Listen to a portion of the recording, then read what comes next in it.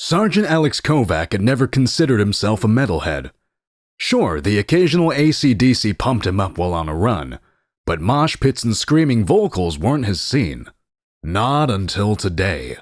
Not when the fate of the entire freaking planet hung by a thread.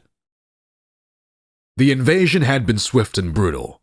The aliens, towering insecticidal creatures with shimmering carapaces and a horrifying array of appendages, descended without warning. Their technology made humanity's finest look like tinker toys. Within days, entire cities crumbled beneath the onslaught. Resistant efforts were futile, each skirmish another brutal reminder of the vast gulf in power. Kovak, a grunt with a knack for demolitions and a whole lot of stubborn grit, found himself in one of the last remaining resistance pockets. Their bunker, buried deep within a redwood forest, was a grim testament to how far humankind had fallen. The constant rumble of alien weaponry overhead was a bone-deep chill no amount of blankets could dispel. "Incoming!" A voice crackled over the comms, and Kovak reflexively ducked, wincing as the familiar thunder of alien plasma cannons rattled the earth above. When the barrage ceased, he slowly raised his head, eyes scanning the dimly lit room. His squad mates, faces etched with fear and exhaustion, stared back at him. Their commander, Lieutenant Harris, a woman hardened by too many battles, approached. "Sergeant, I need you topside." Kovak blinked. "Ma'am? Up there?" He gestured vaguely upwards towards the muffled sounds of continued bombardment. "Isn't that like a really bad idea?" Harris's lips twitched in the ghost of a smile. "Sometimes, Kovak, the only ideas left are the crazy ones. The eggheads back at Central think they've got a game changer, but they need someone to field test it. Someone with your particular brand of doesn't give a damn." A flicker of grim determination passed over her face. Someone expendable. Harris led Kovak through a maze of tunnels, their boots crunching against the crumbled concrete and debris. Every few steps, a tremor would ripple through the ground, and she'd steady herself against a wall, cursing under her breath. Finally, they emerged into a hidden clearing sheltered by towering redwood giants. Kovak squinted against the sunlight. The sight was a stark contrast to the subterranean gloom he'd left behind. A camouflage truck was the focal point, surrounded by a cluster of men and women in white lab coats. Their eyes held a mixture of manic energy and desperation, the look of people clutching at straws. Sergeant Kovak, I presume. A bespectacled man in his late 40s rushed forward, extending a hand.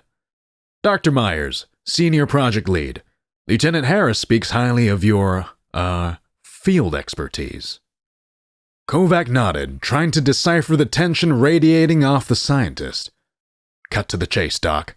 What crazy plan have you cooked up?" Myers led him towards the truck, gesturing for Harris to follow. "Allow me to explain, Sergeant. Our initial analysis of the alien invaders revealed a peculiar vulnerability. Their sensory systems are astoundingly advanced compared to ours. What we initially mistook for sonic weaponry on their ships turned out to be a form of enhanced hearing." He grinned, a touch of madness in his eyes. "They can hear everything, Sergeant. And unfortunately for them, that includes some things humans happen to be very good at making."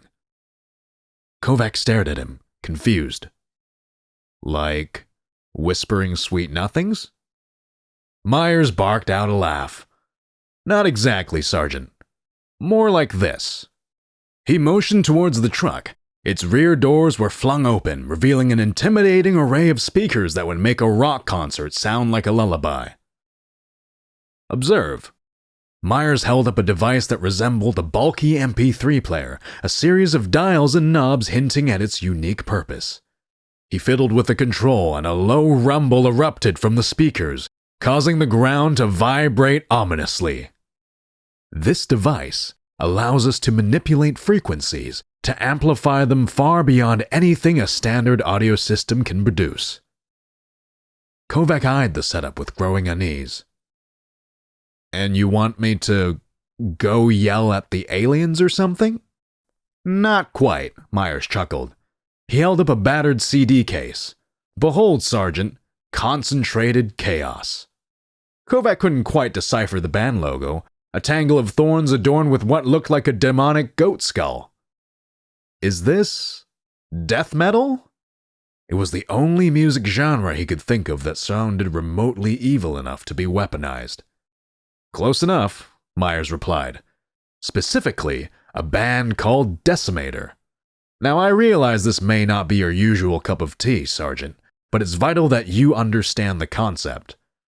Our theory is that their hyperacute hearing, while an evolutionary advantage in most scenarios, will prove devastating when exposed to frequencies and decibel levels this extreme. He tapped the CD case. We believe it will cause significant physical and psychological disruption, perhaps even overload their sensory systems entirely. Kovak digested this, a kernel of excitement taking root amidst the absurdity of the situation. So, he began, a feral grin spreading across his face, I essentially cranked this up to 11 and watched the bugs squirm? Myers nodded, his relief evident. Precisely. Consider it a one-man sonic bombardment. He handed Kovak a pair of industrial-grade ear protectors. These are a necessity, Sergeant. And remember, this isn't about enjoying the music, it's about sheer, overwhelming sonic force. Kovak slipped on the ear protectors and carefully took the CD. He climbed into the driver's seat of the truck, feeling the weight of responsibility settle over him. Harris patted his shoulder, her normally stern demeanor softened by a hint of respect. Don't worry, Sergeant. We've rigged your position with a dead man switch. Go out with a bang, son. Kovak winked at her, a surge of adrenaline pushing back the fear. He revved the engine, the roar mingling with the guttural vocals that already began blasting from the speakers. It was raw, unfiltered aggression turned into sound, a primal scream into the face of an uncaring universe. He guided the truck out of the clearing, weaving through charred trees and craters as if navigating a metal-fueled chariot. The ground thrummed with the music, each bass note a punch to the air. He aimed the truck towards the heart of the alien encampment, a sprawling complex of organic-looking structures that pulsed with sickly luminescence. The first aliens appeared as blurs of iridescent movement, their carapaces reflecting the harsh sunlight. Kovak could see the confusion twisting through their ranks, the utter bewilderment at the auditory assault.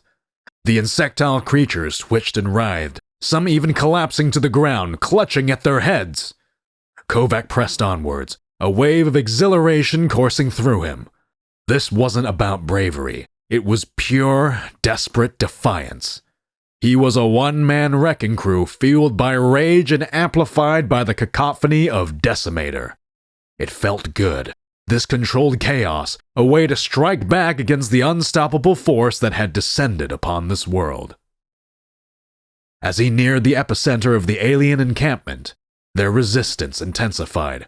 He saw flashes of plasma fire, the familiar searing streaks aimed at his truck. Most bounced harmlessly off the reinforced armor, but a few found their mark, scorching the paint and making the entire vehicle rattle like a tin can.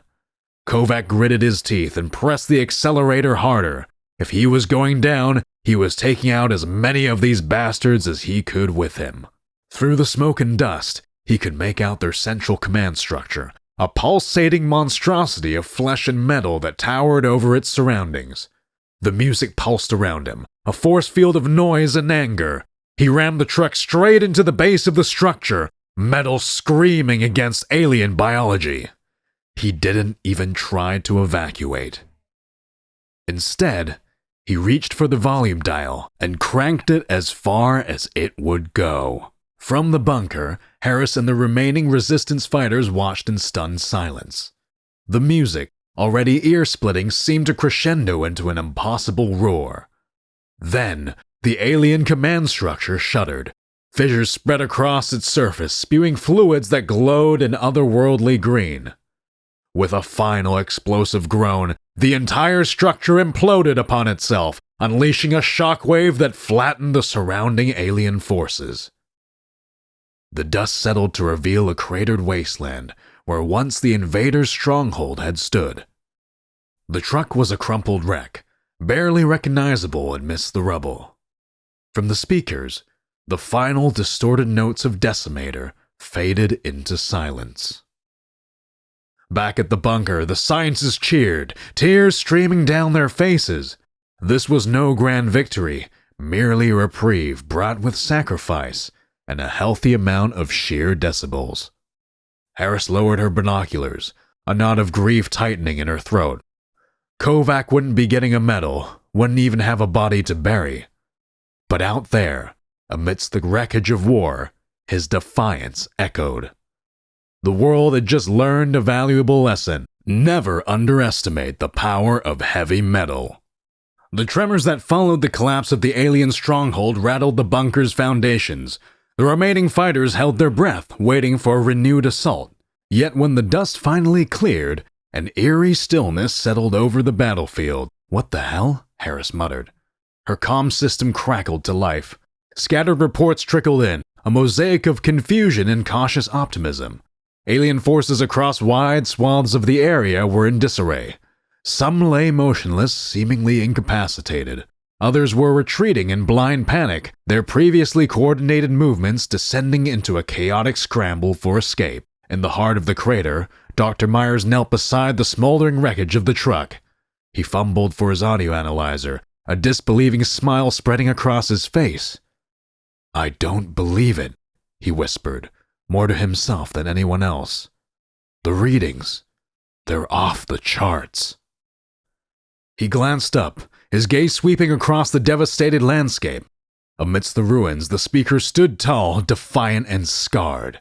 From them, one final distorted chord faded into nothingness, the lingering echo of an unlikely victory. News of Kovak's sacrifice reverberated through the human resistance like a rallying cry. Across the fragmented remains of their world, a spark of hope reignited. It was a bizarre hope, tinged with desperation and a touch of insanity.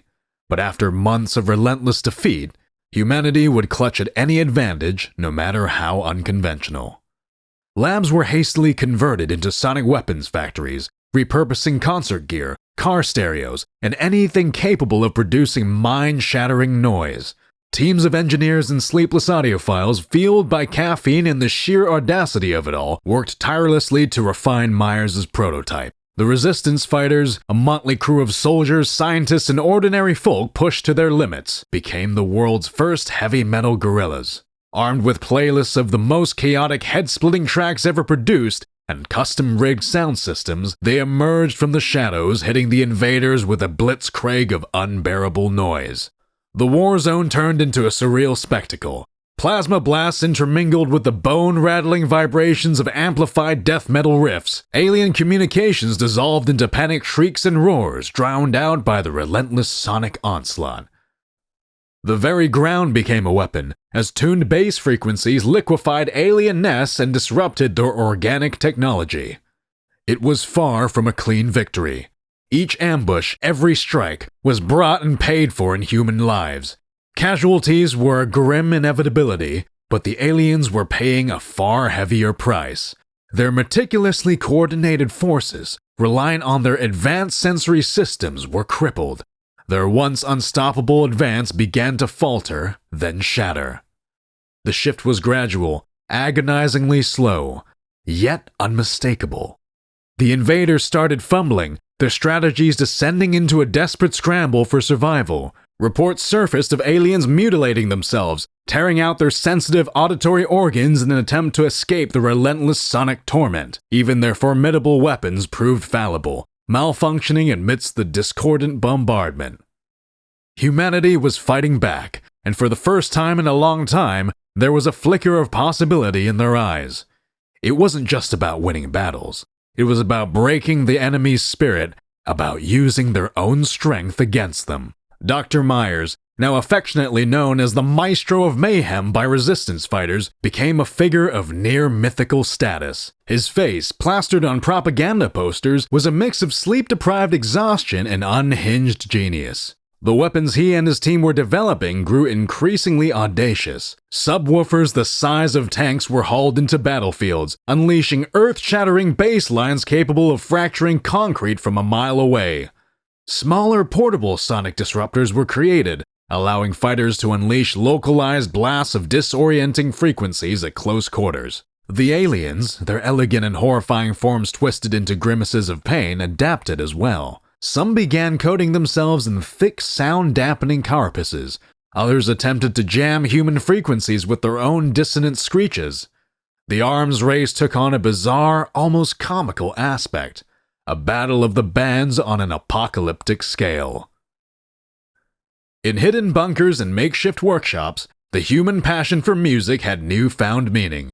DJs and metalheads turned wartime strategists, analyzing alien sonic signatures to tailor countermeasures.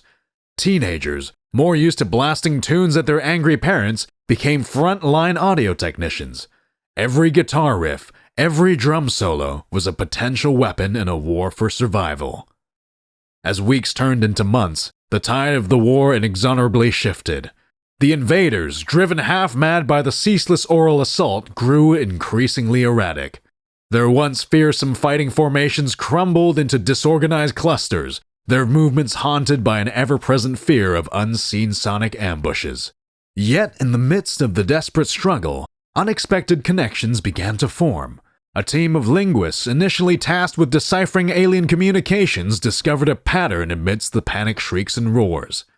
The aliens, in their agony, were utilizing a series of infrasonic frequencies, sounds below the range of human hearing, to rally and regroup. Dr. Myers, ever the opportunist, saw potential in this discovery. Working with specialists in animal communication, he developed a system that mimicked these infrasonic calls. Crude at first, the false signals were enough to sow confusion and distrust among the alien ranks, turning coordinated retreats into chaotic stampedes. As the resistance pushed further into occupied territory, a grim reality was laid bare. The aliens, far from the unified conquering force they'd projected, were themselves fractured. Diverse species forced into reluctant cooperation, their alliance held together by a web of fear and hunger for conquest. It was this that the humans began to exploit. Propaganda broadcasts, cleverly laced with targeted frequencies, whispered of betrayal and rebellion.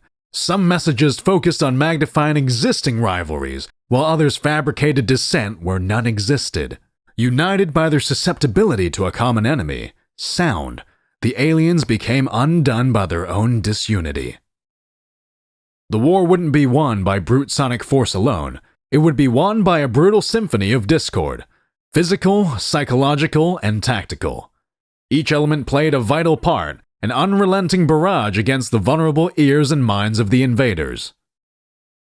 The final battle, when it came, wasn't the glorious clash of armies so often pictured in human history. It was a messy, grueling slog through mud and alien viscera. Exhausted resistance fighters and panicked aliens clashed in a whirlwind of desperation. But throughout it all, the thunderous pulse of heavy metal echoed, pushing back the tide. In that final confrontation, it wasn't Sergeant Alex Kovak's sacrifice that was remembered most vividly. It was the image of a woman, a young woman, tears streaming down her soot-covered face, clinging to a battered sound mixer salvaged from a bombed-out music store. Her fingers flew across the dials, switching frequencies with the intensity of a battle-hardened general. Every shift, every blast of sound, disoriented the enemy, sowed confusion, created openings for her comrades. Her name was Anya, a former sound engineer with a fierce love of electronica and a hatred for invaders twice as fierce. When finally, the last alien force surrendered, their senses ravaged and spirits utterly broken, it was an anticlimax. No grand surrender ceremony, no celebratory broadcast to the world. Just a weary silence, punctuated by the distant, mournful cries of the retreating survivors disappearing into their ships, forever scarred by their encounter with humanity. The aftermath was a strange thing. The world was a patchwork of ruins, the human population decimated, Yet alongside the somber task of rebuilding, there arose an unexpected sense of camaraderie. Soldiers sat shoulder to shoulder with scientists, sharing stories over makeshift campfires. Musicians, their instruments chipped and scarred, collaborated on impromptu jams with grizzled veterans, their shared experiences transcending the boundaries of their former lives. Dr. Myers found himself an unlikely celebrity. Press conferences were replaced by stadium tours where he demonstrated his sonic inventions to bewildered but rapturous crowds. His new brand, Sonic Devastator, with Anya as the lead sound tech, became a global sensation. Their concerts part victory celebration, part fundraiser, and part PTSD therapy. The remnants of the alien invaders retreated to the corner of the galaxy, licking their wounds and forever haunted by the terrifying sonic specter of humanity. Earth, in turn, was left irrevocably changed. And as for heavy metal, well, it gained a whole new legion of fans. Even those who had never quite understood its appeal begrudgingly acknowledged that sometimes a scream into the void does more than just make noise. Sometimes it changes the world. Decades passed. The scars of the war remained etched into the landscape, a constant reminder of the price of survival. Yet, humanity persevered. Cities were rebuilt, fields replanted, and a new generation emerged, one born into a world reshaped by the echoes of war. The story of Sergeant Kovak became a legend, whispered in hushed tones around campfires. His truck, meticulously restored, took pride of place in the Museum of Humanity's Resilience, a testament to the audacity and sacrifice that had turned the tide. Anya, forever reluctant to accept the mantle of hero, established a music academy dedicated to fostering young audio engineers, many of them orphans of the war. Heavy metal and its sonic descendants thrived. Music festivals took on a new dimension as competitions for the loudest, most ground-shaking bands attracted crowds from across the globe. But alongside the celebration was a note of solemn respect. It was a powerful sound, one that had to be wielded responsibly. Earth cautiously reached out towards the stars once again. Exploration vessels were equipped with carefully calibrated sonic arrays, not as weapons, but as a potential tool for first contact. The Decimator CD, now a relic of a bygone era, was enshrined in the first interstellar time capsule, representing both the destructive and unifying power of sound. In the twilight years of his life, Dr. Myers, a grandfatherly figure surrounded by adoring grandchildren, often mused on the strange irony of it all. He would sit on his porch, listening to the gentle rustle of leaves in the wind and the distant rumble of a rebuilt city. Who would have thought, he'd chuckle, that our salvation would come from a bunch of long-haired headbangers and their noisy music? Humanity had faced annihilation, and in doing so, discovered a strength it hadn't known it possessed. They'd learned that even the loudest scream of defiance can carry a note of hope, that in a universe thrumming with unknown dangers, sometimes even the silence after the roar of battle can ring with a promise of a new beginning.